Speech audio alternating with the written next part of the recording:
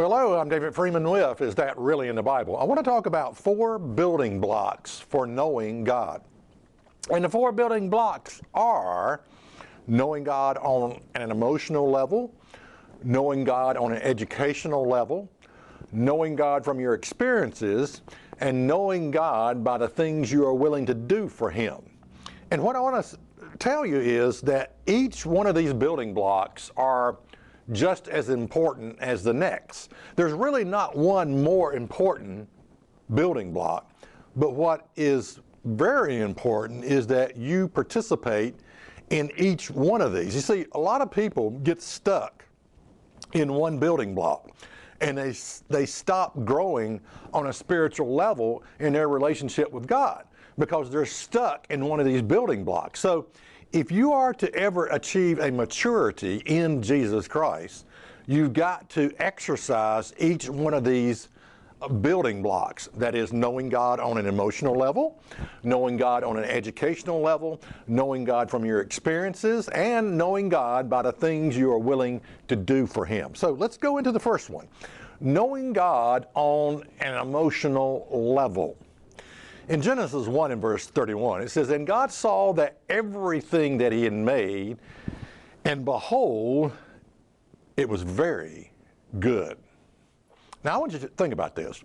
How do you think God felt after He had created everything and was, looking at it all? Well, I imagine He felt really good. A lot of times we worship a God with no emotions.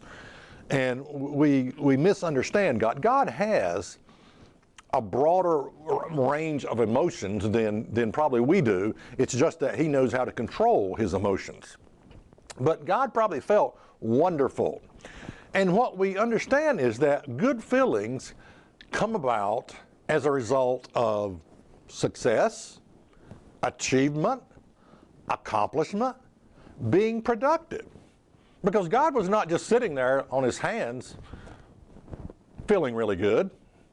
He wasn't laying in bed all day long feeling really good about Himself, lying in bed for 24 hours. No. If you look at what He was doing, He was creating. He was busy. He was productive. He was successful. He was achieving things. So, here's the thing. If you're just sitting around waiting to see how you feel, that's never good. Believe me, that is never. We ought to just get up and do something. Even if it's, even if it's wrong, but we need to do something. So when it comes to our emotions are heavily connected to our activities, what we do, it's more than just what we think about. And so often we're just waiting to feel something. Well, when I feel the urge, I'll move. No, you need to move and then you'll feel the urge. Okay. Now, when I think of emotions, David danced before the Lord. Now, I'm not a dancer. I'm really not. The music moves me, but it moves me ugly.